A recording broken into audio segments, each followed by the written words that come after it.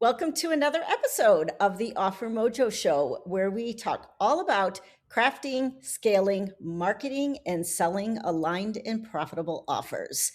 We have a very fun topic today. This is a topic that I've kind of gotten my feet wet in, but I don't know near as much as I want to know. So I'm excited to have our guest today. We are going to be talking about bundles and how we can use bundles in our business to sell more of our offers. And I think it's also important to note, too, what I have used bundles for so far is for email list growth. I participated in a couple of bundles last year for the very first time, had really good results.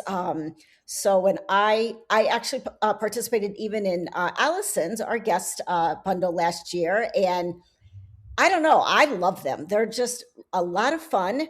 And I just thought, let's bring Allison on and talk about bundles because I know just from talking to other business colleagues that people have heard about them, but they don't necessarily understand like the real benefits of them. So let me introduce to you Allison Hardy. She is an email marketing strategist for coaches and online business owners who want to sell their offers on autopilot without constantly launching or living on social media. That, oh my God, that to me is just like a dream.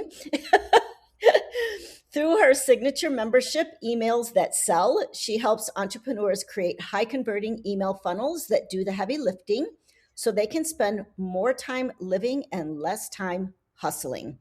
With over a decade of experience, Allison has been featured in the Huffington Post, named one of Washington, D.C.'s most influential professionals under 40, and has built multiple six-figure business while raising two kids and redefining what success looks like for CEO moms.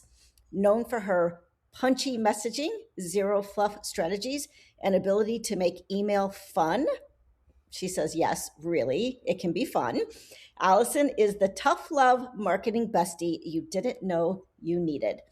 Welcome, Allison, to the show. I'm so excited to get into this topic. Why don't we just start with you sharing with the audience a little bit about like your background, how you got started in your business, and then kind of how did you like transition to becoming like kind of a bundle expert? Yeah. First off, Lori, thank you so much for having me. I'm so excited to Hmm. be here. I started my business because I got laid off. I was six Okay. months. I was 6 months pregnant. I Oh, was teaching at the college level. I had the job. I did all the right things, and then one minute hmm. I had the job, and then the next minute I didn't. Okay. And at the time, my husband was a youth director at a church, making like Mm. literally $25,000 a year. So Oh, I didn't wow. have the ability to not work. So Hmm. I was like, all right, what are we going to do, Allison? I let myself like flounder for like a week. And then I was like, all right, time to make some money. So I Okay. started my business. I had a personal training certification at the time. And I was Oh, like, you know wow. what? We're just going to start a personal training business Okay. Okay. at 6 months pregnant because why not? So I did that. I did that. I had a lot of connections in the space. So I was able Okay. to like borrow other people's platforms and really grow my Hmm. business relatively quickly. And then people started asking me like, how did you do that? And for me, it was Right. like pretty obvious what I was doing. But Hmm. I mean, this was like 2013. So people were like, no, I don't know how things are done. So I, started coaching people around that and then eventually got rid of the personal training side of things and then went full on to business. But I landed on email marketing because what I found was a lot of my clients had a lot of life going on and myself included. Hmm. Hmm. Um, and they needed a way to sell their services, their offers, whatever the thing is that they're selling Right. on autopilot without them actually having to show up live. So that's when email marketing became like the thing for me. And then Hmm. COVID hit. My two kids now came home for 2 years, and I was like, all right, Hmm. well, we got to figure something else out. And so that's when the whole idea of like launching and having the email funnel really started to come into things. And Got that's it. when I started my membership. Now, Hmm. bundles came into the picture in 2023 because Okay. I had hit the roadblock that a lot of people hit. I tapped out my audience. Mm-hmm. I had these launches, they went okay, but the launches started to kind of just slowly go downhill a little bit. The conversion Right. rates started to dip. And so I realized I needed more people in my audience. And I was using Facebook ads. They were great and wonderful. But again, Facebook ads are a little capped because of how they work. And you only see as much output as you put in. So there was a finite Right. amount of money. And so I saw growth there, but I wanted more growth. And so one of my Okay. friends hosted a bundle and she was like, I got 2,500 subscribers. And I was like, how? Exactly how. Tell me more, friend. So she told me about it. She told me how she did it. And I was like, all right, we're going to bootstrap a bundle. So Okay. December of 2023 was when I first launched my first bundle. And my goal was just like 500 people. For me, that was Mm-hmm. like a dream at the time. Sure. And I had 1,250 people sign up. And that was it. Wow. I was like, okay, cool. Mm-hmm. I want to keep doing this. Like, we're going to keep going down this rabbit hole. So, over the next 2 years, I ended up posting 15 bundles and Oh, grew. why?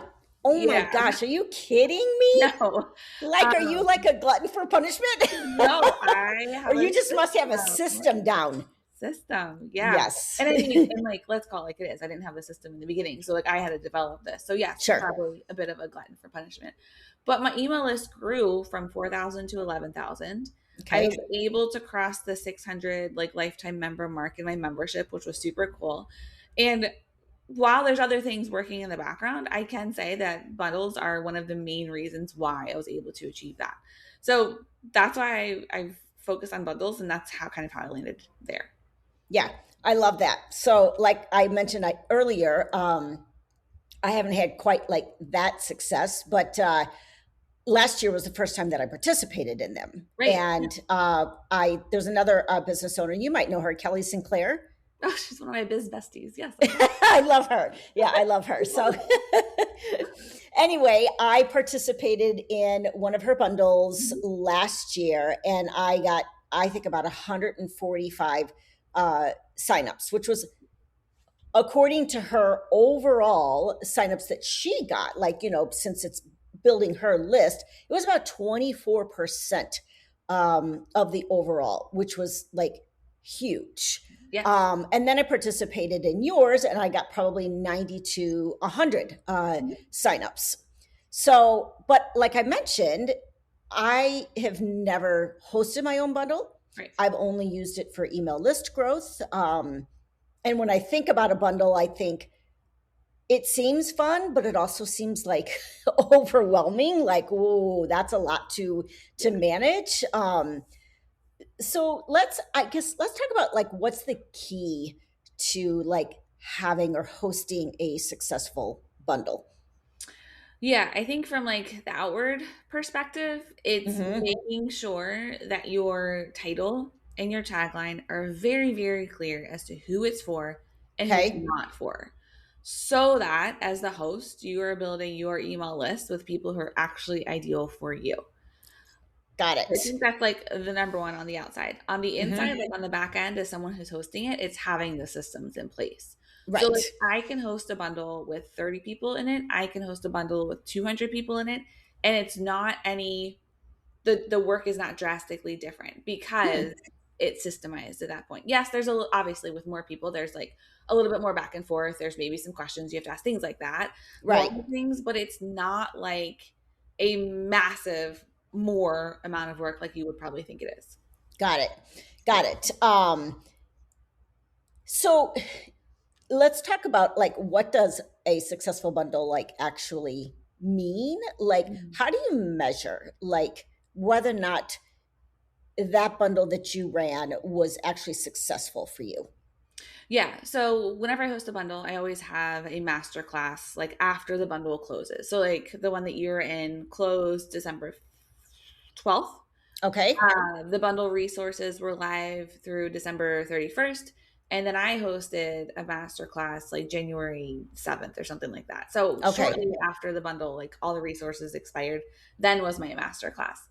So for me, that's really the end game, is the masterclass. Is like I Okay. got the right people in the bundle because of the topic and the title and who I collaborated with, Mm-hmm. so that I set myself up for success with that masterclass. So for Okay. me, that's it. Now, other people, their sole purpose is to grow their email list. Some Mm-hmm. people's sole purpose is to like have a bundle that makes them money, because you can do that.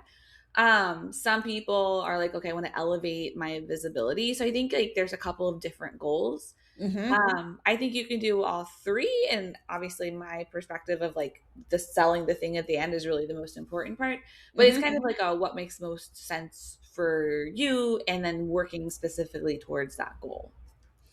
Okay. So, one of the things that I know I've heard in the space about bundles is, oh yeah, they're great to participate in or host or whatever, but you get a lot of freebie seekers that Yeah. are signing up. So let's talk a little bit about that, because I think in general that's probably true. But what has your experience been? I think when bundles are specific, then they're not freebie seekers. And then you don't get the freebie seekers. So I think like again, it goes back to that title and that tagline. When it's very Hmm. clear as to who is this for, who is this not for, and then you have collaborators that are actually complementary to that, Hmm. so the folks who Hmm. are offering up the resources inside the bundle, that's when it becomes not freebie seekers and actually like really ideal people. And just from a contributor point of view, if you're not hosting the bundle, it's having a resource in there that's very specific to your ideal client. So like a very granular thing, or like Hmm. very specific to your offer. Whatever it is that you sell. So I think Sure. like Hmm. it's specificity. And I think that goes for most things when it comes to marketing. The more specific we can be, the better. But 100%. I really think it's like having that dialed in. And it's also understanding that, yeah, some people are just here to download your free stuff. And that's okay. Hmm. They'll unsubscribe, they'll eventually fall off, whatever. You'll clean your list and they'll go away, and that's fine. Right. But I also think it's important knowing going into it that, yeah, some people are actually there and they are only going to go after the free stuff, and that's their prerogative. Sure. Sure.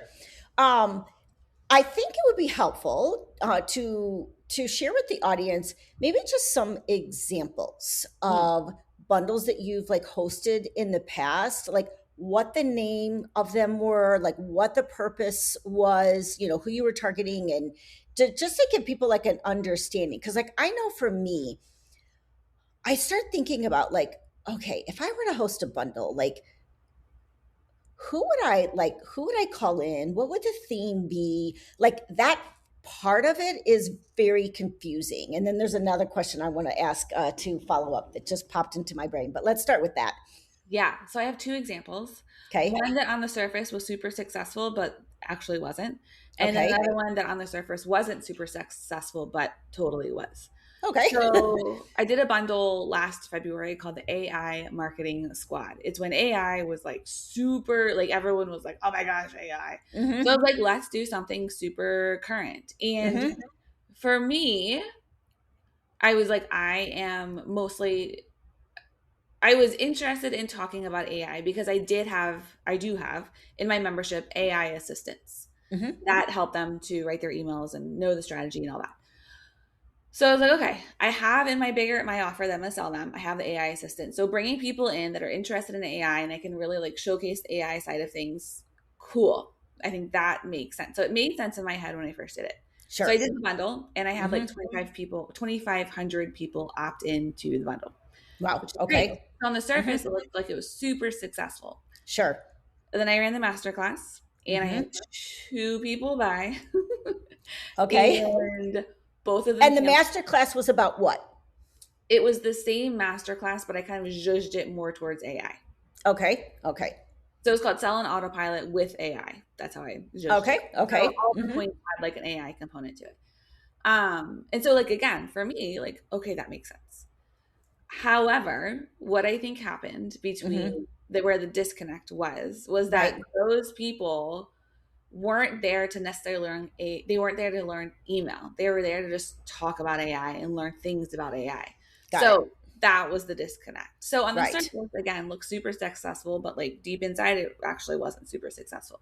Okay. Now, the other side of things is I have run a bundle called Emails That Make Bank multiple times. And this Okay. one is my most successful one. However, it brings in the least amount of leads. It brings in the least amount of email list growth. So Right. on average, I'll have like 800 people opt into that bundle. So on Okay. the surface, it looks not as successful. However, because they are there to learn about email, and then I'm like, hey, I have this email marketing membership for them, Right. that match made more sense. So they're a Got it. more qualified audience for my business. Right. Um, so those are like two examples, but I'll also run like broader bundles. So like the next step bundle that we did at the end of December, or I always run around my birthday in August. It's called Okay. Allison's whatever number birthday bash. Mm-hmm. Those ones are broader, and really I know that I'm just going after volume at that point. I Right. know more people there are not ideal, but Mm-hmm. it's more of like an experiment in growth for that part. Right. So it again it goes back to the goal, and it goes back to, is the bundle actually getting the right people into your email list? And like, what are you okay with? Are you okay with smaller numbers that are more qualified? Are you okay with bigger numbers that may not be as qualified? What Mm-hmm. do different audiences need, and how can you, meet them where they are? Right. Okay.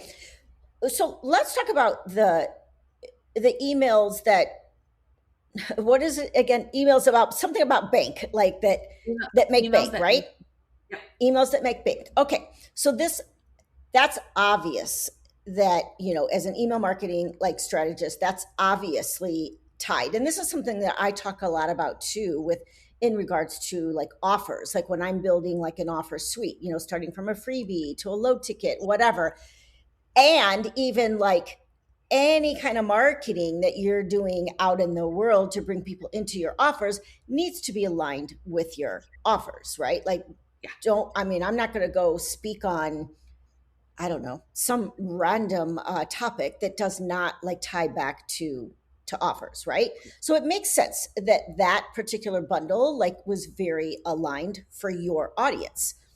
Let's talk about, I guess, how you go about choosing like the right kind of people, because that's very targeted like email marketing. So like when you're looking at like different like collaborators that would come into that bundle to help you like build a list, what kind of people are you looking for? Yeah. So like for the Emails That Make Bank bundle, I really went into my warm audience. So I have a couple of folks that I know that are email marketing experts. I was like, cool, Hmm. awesome. Let's ask them first. Then Okay. I go to the Instagram and I start searching hashtags and keywords to find people that are also doing email marketing. So when I pitch someone, what I do is I send them an info sheet. And the info Hmm. sheet has like everything spelled out, like who it's for, what the purpose of, what's in it for them, and then an application. And so the Hmm. application allows me to kind of screen people. It also allows me to see, like, if they have a resource, I always have a category section in there. So, like, Hmm. here's your resource. What would you categorize this as? And so, like, with Emails That Make Bank, it's like subject lines, call to action, copy, messaging, tools, like very specific to email marketing. So, it helps me to see, like, if they were to categorize it as something, their resource is something, Hmm. where is that? And then I can see like the holes. Like I have a whole bunch of people who are into copy, cool, but I have like one person who can do something around subject lines. Great, I need to Okay. find someone else who can do something inside of subject lines, or ask one of the copy people, do you have anything specific to subject lines, things like that. Hmm. So that's one of the ways I do it. I also ask for referrals inside of that Okay. conversation. So, hey, Hmm. do you know anyone who you think would be a good fit for this bundle? Right. Because that's easy, right? I can reach out to that person. I can say, hey, this person recommended me or recommended Hmm. you. I'd love to have you. And then I also go to Google and I'll search like terms that I know email marketers use, and I'll see what comes up, and I'll just cold pitch them. Interesting. Okay. Yeah. So first it's warm, then it's Instagram, then it's like recommendations, then it's Google. Got it. So you're doing quite a bit of research to pull in the right people. In the really targeted bundles, yeah, I do. I Okay. do a lot of research. In the broader bundles, I don't do as much, because what I'll do also is with 11,000 people on your email list, I can email, out my bundle and be like, hey, I've got a bundle, who wants to be in it? And I'll get a lot of applications. So like it's a little bit of a lazier way of doing things. Sure. But I feel like It works. after those very specific bundles, so I'm okay with it. Yeah, absolutely. What would you say to someone who is looking to, I guess, participate? Maybe they've never like done a bundle like before, and they're like, okay, they're curious. They think, well, maybe this might work for me. What would you say to a person that's considering participating in a bundle, but they're not quite sure how to go about finding bundles, or even like how to know what is the right strategic collaboration? Yeah, it's a great question. So, as people in the online space, we're on other people's email lists, Hmm. right? Right. So, usually when people are in a bundle, there's a requirement for them to promote. So, as you start to get those Yes. emails, you can contact the person who's hosting that bundle and be like, hey, I'd love to be a part of your next bundle. Or do you have any people who are you connected to anyone who's hosting a bundle in the future? So, you can start to like do that outreach yourself. Hmm. Um, you can join networking groups. I'm in a couple that really help me to like use other people's audiences and be in other people's bundles. And I think also once you start to host them, you kind of get on people's radar as like, oh, this person hosts, so they must also participate. So it's like hosting a bundle is also a great way to land other collaborations because Hmm. of that crazy amount of visibility that you get. That's true. Right. Right. Yeah. That makes sense. Yeah. Yeah. And I'm always a fan of like creating your own momentum. So I'm always a fan of like, yes, of course, participating is great, but also like when you participate, you get 100, 200. I've had Right. VIPs get up to like 400.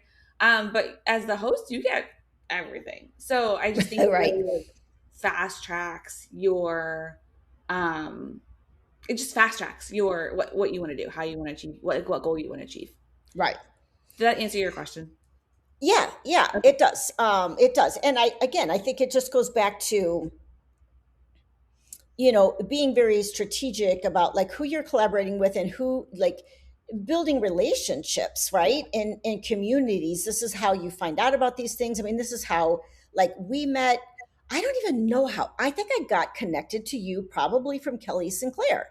Probably because I Absolutely, because probably asked she, on the application, do you know anyone who'd be a good fit? And she was like, right. Lori. Yeah, absolutely. Exactly. Yeah, that's a good question too on the application is, do you know of anyone who would be a good fit? And then you can find people. So Yeah. I know myself, it's like, it feels fun because I love collaborating with other people. Of Mhm. course, I'm a business owner. So do I want to grow my email list? Of course. So it seems like a fun thing to do. But then what happens is I go, oh my God, 50, like I see like Kelly's, she has the year of the bot bundle going on right now. Yes. And it's like 50 some collaborators in there. And I'm thinking, oh my God, that seems like so much work to manage that. So let's talk a little bit about how do you like pull something off? Like, yeah, Yeah. how do you like make this work without like totally taxing your nervous system, totally stressing you out? Because when you Yeah. said I hosted what, 20 some bundles in 2 years, I'm like, oh my God, that's almost like a bundle a month. Yeah. Yeah. So I do a hearty mix of Google Forms, Zapier, I don't even know how to say it, Zapier, Zapier yeah. tags, and then just like email marketing. So I have how my bundles work is there's a call, there are applications, they're open for a certain time. Then I review everything. I take the people that I want to invite to actually be in the bundle and then send them like an intake form. Intake Hmm. forms are due at a certain time. And then usually 4 weeks later, the bundle opens and is live. Right. So the first month is for me to get people into the application. So I send out Hmm. the info sheet, I do my research, all that. When someone fills out that application, there's a tag that happens in the background that when they submit that Google form, they Hmm. get tagged something in my email marketing through Zapier. Okay. Then once the application's closed, I close that form and then I review, select the people that I want. And Mm-hmm. yes, there is a little bit of a manual situation there, but it's because I'm Sure. reviewing everybody. Right. But then it's like, okay, you have this tag of accepted. Cool. I'm going to email you through my email marketing because I can just tag everybody in email. Okay. Yay, you've been accepted. Here's your Mm-hmm. intake form. It's due on this day. And then I Okay. just go ahead and pre-schedule like, hey, we're a week out from intake forms due. Hey, we're 3 days out, 2 days out, 1 day out. It's due today. Right. And then if people don't fill it out, close the form and like they're out of luck They're on that. just out of the bundle. That's Right. how it is. Makes sense. But during that time when the intake forms, when I'm waiting to get those intake forms out, that's when I create the marketing materials for it because I'm not actually doing anything. I'm just waiting for those people to fill that out. Sure. Mm-hmm. So because I have though that system in place, because I've hosted these before, I can take like past, marketing materials and kind of like zhuzh them and shift them to this specific bundle. The thing that's the most work is when the intake forms are taken in and they're done, Mm-hmm. and that time between when that happens and when the bundle goes live. Right. So you do have to set up the landing page, you do have to set up the resource page, Right. but also again, because I have done this before, I have that like template already created. So Sure. it is just like plugging people in. Yes, you have to make sure that the right image is with the right person, is with the right link Right. and all that. So that is a component Yeah, of it. yes, that's a thing. Make sure it's mobile friendly, all that. Right. Also, I'll get that done like a week out and then I'll email it to the contributors. And I'm like, hey, I need you to look this over. I need you Right. to this, and this. And so, Mm-hmm. yes, it's on me to do my best to make it Right. as perfect as possible. And I have a team member that helps me too. But like at the end of the day, I'm only one person. She is only one person. I don't know your business like you do. So Sure. like I need you to check this thing and make Right. sure. Right. Mm-hmm. So there's a little bit of accountability there on the contributors. And I don't see a lot Sure. of people doing that when it comes to hosting bundles. They just kind of like send it out and like, here you go. So I think that's helpful to add like a human component in there between me and the contributors. Mm-hmm. And then, So, during this time, like when you're waiting for the intake forms, all of those to come in, I get the piece about building the landing page. Is this also the time when you're building all of the promo materials for the contributors to use to promote it? yes, it's when Okay. we create the graphics, the email swipe copy. And again, because we've done this so many times, we have like a lot of stuff that's just Right. very templated. So we can Mm-hmm. just switch it around. It's really not a huge lift at all. But yeah, getting that up and running can, like the first time you're doing it, yes, of course, it will be some work. How long would you just anticipate if someone's for the first time? And I get I'm I have a background in systems, so I understand like once you create the system, you can like replicate it fairly easily, Yeah. right? But that initial Yeah. time, like how much time do you think is invested, and even money is Yeah. invested in that? When it comes to like creating the marketing materials or everything that came before that. Just the whole process of hosting and running a bundle. Yeah. So the month where you are reaching out to potential contributors and inviting them to fill out the application, I usually spend an hour for like 2 weeks every day. Because Okay. I can get a good amount of stuff done in Mm-hmm. that time. So I can find people on Instagram, on Google. I can analyze the applications that are coming in and reach out to the recommendations.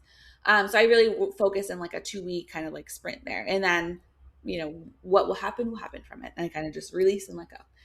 Um, then once the bundle applications are closed, the intake form, it does take a little bit of time to review the applications because you want to Sure. make sure you have the right people. So I Right. would provide 2-3 hours for that.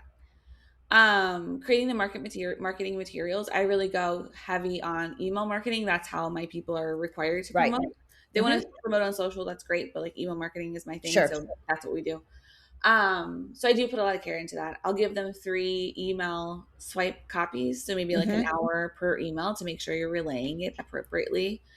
And then if I do images, I don't always do images for social, but sometimes people really like that. So Right. Yeah, I do because I like to promote on social and email. yeah, exactly. Yes. So maybe an hour for that. And then the thing that does take the most time is getting that resources page Yeah, up. the landing page.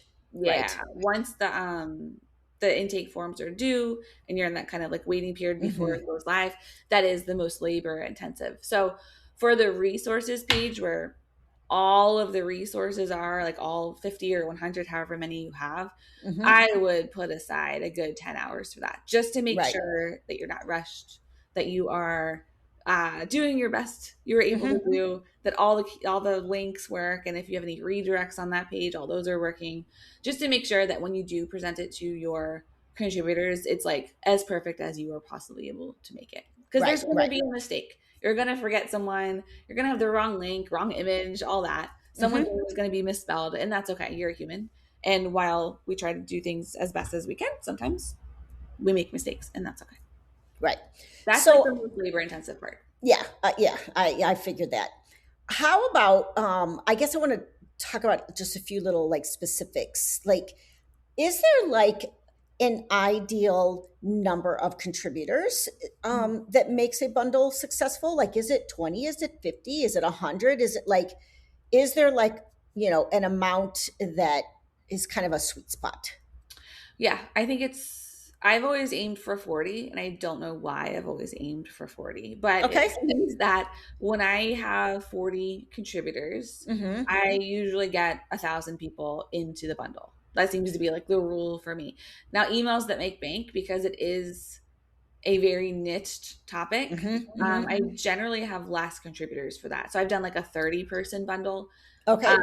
and that one was like 800 Mm-hmm. signups for it. So still like a good amount of Yeah, signups. absolutely. But Absolutely. I always try to get at least 40 for my like somewhat specific bundles. For my broader bundles, I'm always like 100, if not Oh, more than that. wow. Yeah. A So like hundred. the next step bundle that we had in December had 100 and I think 15 contributors, somewhere around there. 115. Okay. Yeah. Okay. Because it was broader. So I was like, I need to make sure I like this is a volume thing at this point. Right, right. Um, when we're talking about the contributors, obviously one of the things that makes it most successful for someone who's hosting a bundle is to have contributors that are active collaborators. Yeah. Um, that's not the case with everyone. They want to just participate and get free signups. I happen to not be that kind of a collaborator. Like, I'm very, very active. I always follow through with what's required of me, and sometimes even more. Like Kelly's bundle requires one email to go out. I'm sending out two. Yeah. She doesn't require social. I'm sending out social and stories. So how do you like? Is there anything that you can do to just like determine like who's an active collaborator and who would actually be a good partner that's going to make your bundle successful? So I am very clear that it is required that you Right. send one email to your entire list during this window to promote the bundle. It has to be a Mm-hmm. solo email, so nothing else in it. So I say that in the application, you have to like check a box that you understand that. In the intake form, I have here's this date, this date, this date, this date. Which one are you going to be sending on? And Mm-hmm. then in Okay. every single email to the contributors of the bundle, I say, remember, here's like promo requirements. Here's the Google Drive folder if you need swipe copy. Like I try to just like hone in and like say it over and over again because repetition creates results. So that's how I approach it. I'm very clear Okay. that like, this is what's required. Now, that being said, there are always going to be people that do not follow the rules. And Mm-hmm. I think you can pretty much tell who that is based on how they interact with you inside of the bundle. So if you like email them and they don't like if you like send a one-off email like, hey, I have a question about something, and they don't Sure. email you back, they're Mm-hmm. probably not paying attention, and they're probably not going to promote. Like I would argue that's the case. Okay. Um, so, and like, I also think that those people kind of weed themselves out because they probably don't get great results from the bundle Mm, because they're not plugged in, right? right. So I think like part of it is like you can clearly communicate that. I think the other part of it is like understanding that that's just how some people are going to be, and like you can bless and release them, and that's okay. Also, if someone is like a total pain in the rear end. I've had that a couple times.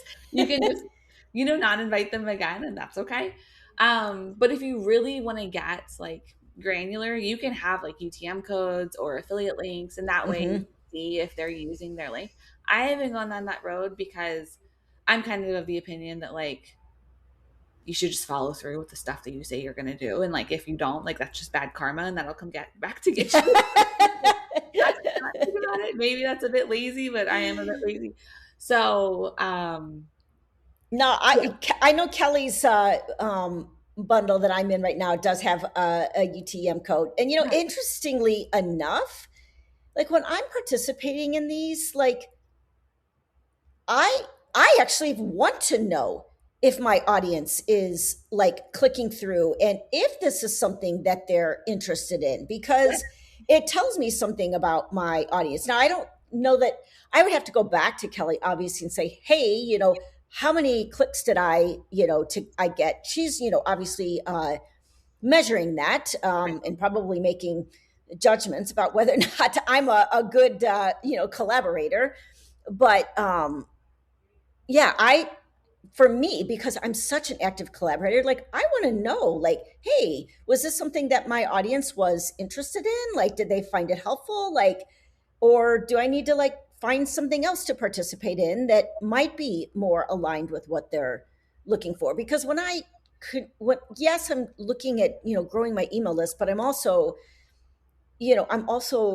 trying to provide value Right. for my audience. So Yeah. that's why I think we go back to like, don't participate in a bundle that is not aligned with your offers or your audience, or because yeah, you're just flooding your audience with things that are not related to what you do and not helpful for them. And to me, that's just not good for your brand reputation.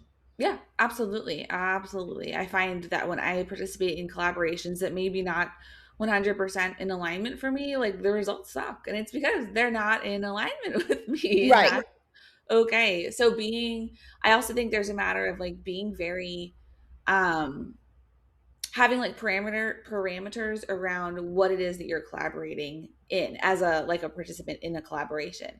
So like if I do email marketing but I'm participating in a bundle about Instagram growth, like that literally makes no sense.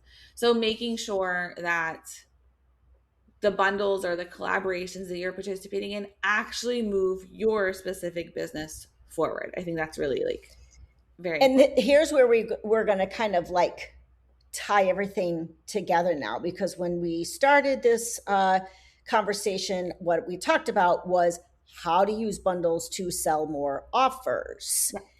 Let's talk about that piece of it, because email list growth is great. I mean, I'm going to be honest, like, because I am an honest person and a transparent person.